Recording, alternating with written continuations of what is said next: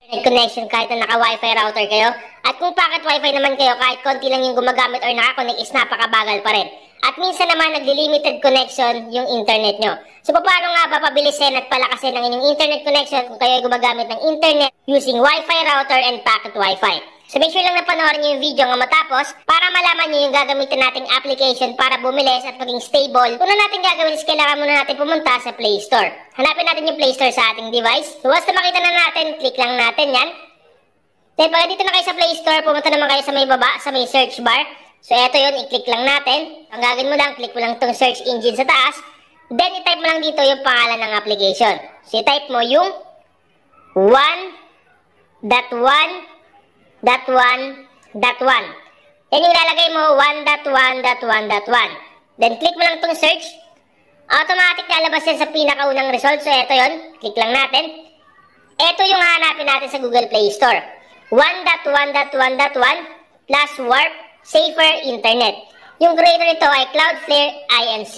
So few years ago, ginamit ko na tong application na to, and still now, napaka-legit pa rin niya, napakaganda pa rin gamitin kasi nga lumalakas talaga at nagiging stable yung ating internet mapa mobile gaming man or pag-browse ng mga HD videos at sa browsing.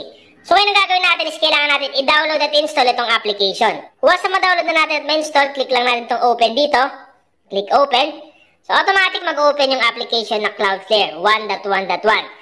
Ngayon makikita niyo yan. Then pagtapos na kayo magbasa, click nyo lang itong next button sa baba. Click next. Then pag click mo, automatic makikita mo to. So mas maganda na basahin mo para alam mo yung pinapasok mong application. Pero kung tinatamad ka, walang problema. Ang gagawin mo lang, i-click mo lang itong accept dito. Click accept. Then once na maklik mo na i-accept, automatic may lalabas dyan. So eto yun. So ang gagawin mo lang is i-click mo lang itong blue button dito. Click mo lang yan. At once na maklik mo, eto yung lalabas. Connection request. Ang gagawin mo lang is i-okay mo lang yan. Tap okay. Then pag na-okay mo na nakalagay dyan is installed na. Ngayon ang gagawin natin para bumilis, lumakas ang inyong internet connection, mapa, wifi router man or packet wifi, kahit na sobrang bagal ang inyong internet connection, halimbawa nag-online games kayo, sobrang lag, pag nagpa-play kayo ng mga HD videos, hindi naglo-loading, at pag nagpo-browse kayo, talagang napakabagal. I-activate lang natin yan. Tap lang natin itong button dito, click natin. So automatic connecting na siya, antayin mo lang na mag-connect, nakalagay dyan updating connection info. So yun, automatic connected na tayo dito sa 1.1.1. So once na connected ka na, may lalabas sa taas na 1 raised to the 4th power or 1.1.1.1. So ngayon subukan natin mag-play ng mga videos dito sa Facebook at titingnan natin kung gaano nga ba kabilis at stable itong ginamit nating application para bumilis at maging stable yung ating internet. So take note compatible to sa Wi-Fi router and sa packet Wi-Fi.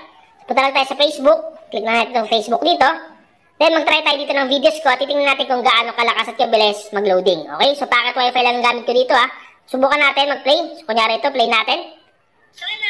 So kung makita nyo, dire-diretso naman yung pag-play niya at walang interruption, hindi katulad ng dati na nag-loading siya. Pag madaling araw, malakas talaga yung internet kahit papaano. Pero pag halimbawa mga umaga, alas 12, tanghali, hapon, talagang mabagal yung internet at minsan nagli-limited connection pa. Halimbawa sa packet wifi, 10 lang yung pwede na makakonect. Pag nakita nyo na may limited connection or napakabagal, gamitin nyo na tong application. Para hindi na siya mag-limited connection at dire-diretso na maging stable at malakas na yung internet connection nyo.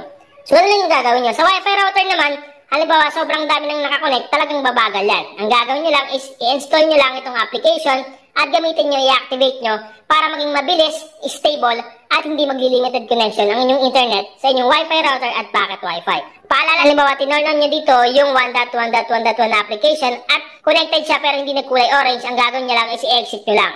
So, exit nyo lang at i-open nyo ulit yung application para ma-refresh siya. Kasi minsan may error. So, ang gagawin nyo lang, click nyo lang ulit yung application. Katulad yan, connected, pero hindi kulay orange dito or hindi naka-turn on, hindi yung gagana. So, mas maganda na connected siya at kulay orange. Dapat, i-click nyo muna yung button, makita nyo kulay orange at mag-checking connection. At pag nag-checking connection, lumabas connected, yan yung sinasabi ko sa inyo na talagang bibilis, lalakas, at magiging stable ang inyong internet connection. Once na gumagamit kayo ng internet sa Wi-Fi router at sa packet Wi-Fi. At trinay ko din sa mobile data, compatible din to. At sa mga nagtatanong kung pwede ba to sa mobile data, pwede po sa mobile data. Pero mas ina-advise ko siya sa Wi-Fi router at sa packet Wi-Fi kasi nga marami yung nakakonect at talagang bumabagal yung internet connection. Sa mobile data kasi halos tayo lang naman yung gumagamit. Halimbawa naka-turn na yung mobile data, isang device lang yung gumagamit. Depende na lang kung nagpapa-hotspot ka. Pag nagpapa-hotspot ka, kailangan mo talaga ng application na to. Pero kung hindi ka naman nagpapa-hotspot at ikaw lang yung gumagamit, account yung mobile data mo, kahit hindi naka-activate yan, okay na okay pa rin. Pero kung gusto mo gamitin yan, walang problema. Mas better, mas bibilis. Pero kung naka-wifi router ka at naka-packet wifi ka, marami yung nakakonect at marami yung nagbo-browse, naglalaro ng mga online games sabay-sabay. So kailangan mo talaga nitong application para maging stable, para bumilis at lumakas yung inyong internet connection. Sa mga natulungan ng aking vlog, pakishare naman ang aking video sa inyong mga kamag-anak, tropa, kaibigan at kahit ano mo pa yan. I-share mo din sa kanila para malaman din nila kung paano pabilisin at palakasin at gawing stable ang kanilang internet connection.